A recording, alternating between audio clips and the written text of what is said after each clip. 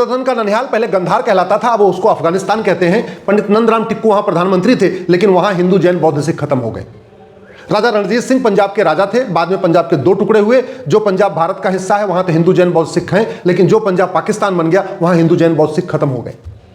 राजा शशांक बंगाल के राजा थे, बाद में बंगाल के दो टुकड़े हुए। जो बंगाल भारत के पास है वहां तो हिंदू जैन बौद्ध सिख हैं, लेकिन जो बंगाल बांग्लादेश बन गया वहां हिंदू जैन बौद्ध सिख लगभग खत्म हो चुके। राजा हरि सिंह कश्मीर के राजा थे, वहां भी हिंदू खत्म हो गए। इसलिए मैं कहता हूं, जिन नेताओं के भरोसे आप बैठे हुए हैं, ये 25 साल के बाद आपकी बहन बेटी को बचाने नहीं आएंगे। जिन नेताओं के भरोसे आप बैठे हैं, ये 25 साल के बाद आपका मकान, दुकान, खेत खलिहान बचाने नहीं आएंगे। लेकिन जिन कानूनों की बात मैं कर रहा हूं, अगर इनको आज लागू कर दिया जाए, तत्काल लागू कर दिया जाए, तो अब 25 साल बाद नहीं बल्कि आपकी 25 पीढ़ियां सुरक्षित रहेंगी। ये मैं गारंटी के साथ कह रहा हूं। घटेंगे तो कटेंगे, जब जब घटे तब तब कटे, जहां जहां घटे वहां वहां कटे। अफगानिस्तान में घटे तो कटे, खत्म हो गए। पाकिस्तान में घटे तो कटे तो खत्म हो गए। बांग्लादेश में घटे, कट रहे हैं, खत्म हो जाएंगे। कश्मीर में घटे तो कटे, खत्म हो गए। और भारत में बहुत तेजी के साथ घट रहे हैं। घटने का सबसे बड़ा कारण यह है लव जिहाद।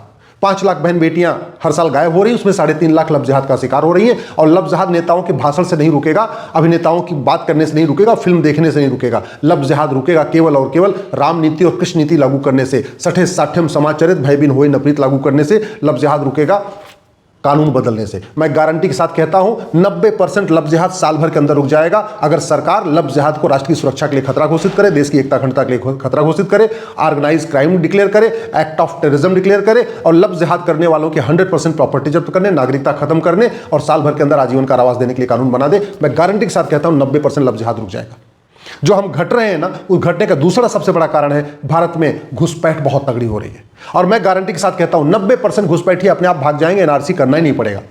एसआईआर करने से घुसपैठिए नहीं भागेंगे, एसआईआर करने से घुसपैठिए को वोटर आईडी से नाम कट रहा है। घुसपैठिए यहां से वहां भाग रहे हैं। बंगाल में एसआईआर होता है, बिहार भाग जाते हैं, बिहार में एसआईआर होता है, बंगाल भाग जाते हैं। वो अपने देश नहीं भाग रहे। वो 2 4 6 आपको दिख रहा होगा ना, बहुत वो ऊंट के मुंह में जीरा जैसा है। लेकिन मैं कहता हूं 90% घुसपैठिए तत्काल भाग जाएंगे। सरकार अगर बीएनएस में एक चैप्टर जोड़ दे, ऑफेंस रिलेटिंग टू इन्फिल्ट्रेशन, और घुसपैठिए और उनके मददगारों का नार्को पॉलीग्राफ मैपिंग टेस्ट करने, 100% संपत्ति जब्त करने, नागरिकता खत्म करने और साल भर के अंदर आजीवन कारावास देने के लिए कानून बना दे। गारंटी के साथ कहता हूं 90% घुसपैठिए भाग जाएंगे। हम जो लगातार घट रहे हैं उसका एक सबसे बड़ा कारण है लैंड जिहाद। और लैंड जिहाद इसलिए चल रहा है क्योंकि भारत में जमीन पर कब्जा करना कोई सीरियस क्राइम नहीं है। तो वो तभी रुकेगा जब बीएनएस में एक चैप्टर होगा, offence relating to land grabbing. जब सरकारी जमीन पे कब्जा करना, जंगल पे कब्जा करना, पहाड़ियों पे कब्जा करना, सड़क के किनारे, हाईवे किनारे जमीनों पे कब्जा करना, इसको जब हम सीरियस क्राइम डिक्लेयर करेंगे, ऐसे लोगों की प्रॉपर्टी जब्त करने, नागरिकता खत्म करने, उनको 10 से 20 साल सजा का कानून बनाएंगे, तब जाके लैंड जिहाद रुकेगा। घटने का एक चौथा जो सबसे बड़ा कारण है वो है ड्रग जिहाद। ड्रग जिहाद का मूल कारण है घटिया कानून। अब मैं गारंटी के साथ कहता हूं 90% ड्रग कारोबार साल भर के अंदर खत्म हो जाएगा। आज की डेट में 1 लाख करोड़ का ड्रग कारोबार हो रहा है। 10 करोड़ भारतीय नशेड़ी हो चुके हैं। मैं इनको कहता हूं 90% ड्रग कारोबार साल भर के अंदर खत्म हो जाएगा, अगर नशा तस्करों उनको और उनके मददगारों का नार्को पॉलीग्राफ मैपिंग टेस्ट करने, 100% संपत्ति जब्त करने, नागरिकता खत्म करने और साल भर के अंदर फांसी देने के लिए कानून बना दिया जाए।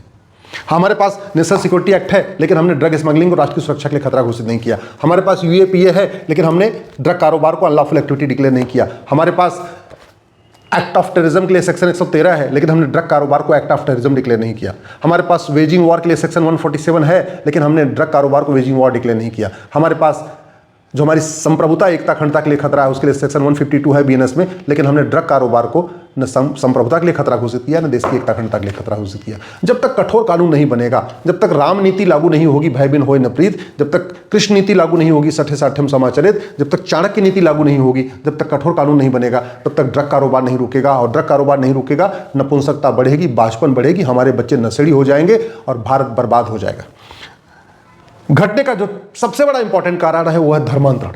1500 परिवारों का पर डे धर्मांतरण हो रहा है, और ये तू मैं करने, आरोप प्रत्यारोप करने से, बतौलेबाजी करने से, भाषणबाजी करने से धर्मांतरण नहीं रुकेगा। धर्मांतरण 90% खत्म हो जाएगा अगर हमने धर्मांतरण को ऑर्गेनाइज क्राइम डिक्लेयर कर दिया। ऑर्गेनाइज क्राइम के लिए सेक्शन 113 है बीएनएस में, सेक्शन 111 है, लेकिन हमने उसमें ऑर्गेनाइज क्राइम को, कन्वर्जन को ऑर्गेनाइज क्राइम डिक्लेयर नहीं किया। हमने कन्वर्जन को एक्ट ऑफ टेररिज्म डिक्लेयर नहीं किया। हमने कन्वर्जन को अनलॉफुल एक्टिविटी डिक्लेयर नहीं किया। हमने कन्वर्जन को नेशनल सिक्योरिटी के लिए थ्रेट डिक्लेयर नहीं किया। हमने कन्वर्जन कन्वर्जन कराने वालों की 100% प्रॉपर्टी जब्त करने, नागरिकता खत्म करने, साल भर के अंदर आजीवन कारावास देने के लिए कानून बनाया नहीं। हमने कन्वर्जन कराने वालों की को फटाफट सजा मिले, हर जिले में एक स्पेशल कोर्ट बनाई जाए जहां पे कन्वर्जन करने वालों का मुकदमा सबसे टॉप प्रायोरिटी पे डिसाइड किया जाए। ऐसी कोई व्यवस्था किया नहीं तो 1500 परिवारों का पर डे धर्मांतरण हो रहा है। एक परिवार में 7 आदमी मान के चलिए तो हर पर डे 10,000 हिंदुओं का धर्मांतरण हो रहा है, यानी साल में 40 लाख हिंदुओं का धर्मांतरण हो रहा है। इसलिए हम लगातार घट रहे हैं और घटेंगे तो कटेंगे। घटने का सबसे इंपॉर्टेंट कारण है वह जनसंख्या जिहाद। 90,000 बच्चे रोज पैदा हो रहे हैं। चीन का क्षेत्रफल हमसे 3 गुना ज्यादा है, वहां 45,000 बच्चे पैदा हो रहे हैं, भारत में 90,000 पैदा हो रहे हैं। और ये धर्मांतरण ये जो जनसंख्या विस्फोट है, ये जागरूकता से नहीं रुकेगा।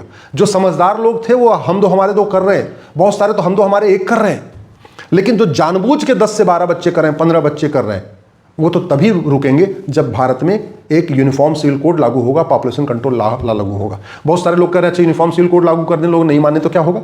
पॉपुलेशन कंट्रोल लॉ बना दे, नहीं माने तो क्या होगा? मैं कहता हूं 100% मानेगा, 100% मानेंगे। कोई किसी की हिम्मत नहीं पड़ेगी कानून तोड़ने की। बस केवल और केवल पॉपुलेशन कंट्रोल लॉ को सिटीजनशिप से जोड़ दिया जाए कि जो हम दो हमारे दो मानेगा वो भारत का नागरिक कहलाएगा, जो हम दो हमारे दो नहीं मानेगा उसकी नागरिकता खत्म। नागरिकता खत्म का मतलब आधार खत्म, राशन कार्ड खत्म, ड्राइविंग लाइसेंस खत्म, बर्थ सर्टिफिकेट खत्म, वोटर आईडी खत्म, बिजली का कनेक्शन खत्म, पानी का कनेक्शन कट। चीन जैसा कानून बनाएंगे 100% हमारा कानून सफल होगा। घटिया कानून बनाएंगे तो लोग कानून तोड़ेंगे। बड़ी सीधी सी बात है। तो अगर कोई लोग कानून को नहीं मान रहे हैं तो उसमें लोगों की गलती नहीं, मैं तो कहता हूं कानून की गलती है। हमने कानून ऐसे नहीं बनाया कि लोग माने। आखिर सिंगापुर में लोग कानून क्यों मानते हैं? चीन में लोग कानून क्यों मानते हैं? जापान में कानून क्यों मानते हैं? हम भारत वाले कानून क्यों तोड़ते हैं? क्योंकि एक तो कानून घटिया होता है, ऊपर से न्यायिक व्यवस्था सड़ी हुई है, मुकदमा 20-30 साल 40 साल चलता रहता है। और इस देश में एक कानून बनाते समय ये भी लिखना पड़ेगा 3 बच्चे तक तो नागरिकता खत्म होगी, तीसरे बच्चे पे, और चौथा किया तो 10 साल के लिए जेल में भी डाल देंगे। जब ये व्यवस्था होगी तब जाके आराम से सब लोग मानेंगे। अब आप कहेंगे नहीं डेमोक्रेसी में ऐसे क्यों नहीं हो सकता? डेमोक्रेसी में चुनाव चीन में भी होता है, चुनाव जापान में भी होता है, चुनाव सिंगापुर में भी होता है। वहां पे सब कानून बन रहे हैं, कठोर कानून बन रहे हैं। भारत में किसने रोका हुआ है?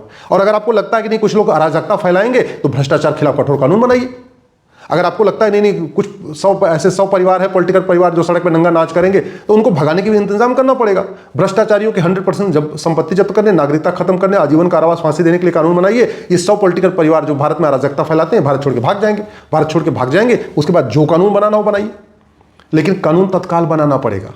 एक बात याद रखिएगा, चाहे वो आडवाणी जी हो, चाहे जेठमलानी जी थे, चाहे गुजराल साहब थे, चाहे मनमोहन सिंह जी, राज कपूर, पृथ्वीराज कपूर, मिल्खा सिंह, जितने भी थे, ये सब के सब अपना मकान, दुकान, खेत खलिहान छोड़ के सब कुछ भागे थे।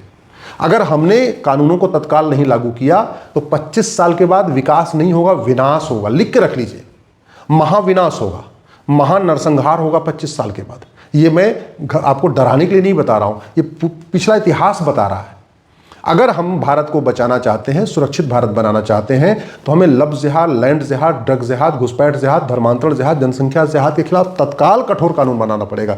ऐसे नहीं कि एक कानून आज बना लिया, एक कानून अगले साल, फिर एक कानून, फिर उसके अगले साल, फिर एक कानून अगले साल, ऐसे नहीं। ये 5-6 कानून तत्काल बनाने पड़ेंगे और नया कानून बनाने की भी जरूरत नहीं। मैं तो कहता हूं इसी बीएनएस में चैप्टर जोड़ दीजिए। घुसपैठ के लिए ऑफेंस रिलेटिंग टू इन्फिल्ट्रेशन नाम का नया चैप्टर जोड़ दीजिए। धर्मांतरण के लिए ऑफेंस रिलेटिंग टू कन्वर्जन एक नया चैप्टर जोड़ दीजिए। पॉपुलेशन के लिए offence relating to population exposure एक नया चैप्टर जोड़ दीजिए।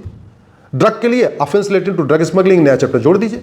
लव जिहाद के लिए ऑफेंस रिलेटिंग टू लव जिहाद एक नया चैप्टर जोड़ दीजिए। नया कानून नहीं बनाना, बहुत हो गए कानूनों को मकड़ जाल, नया और नया कानून नहीं चाहिए। इसी बीएनएस को बदल के इसी में जोड़ने की जरूरत है। इसमें ऑर्गेनाइज क्राइम की धारा है, उसी में लव जिहाद, लैंड जिहाद, ड्रग जिहाद, घुसपैठ जिहाद, धर्मांतरण जिहाद को ऑर्गेनाइज क्राइम डिक्लेयर करना पड़ेगा।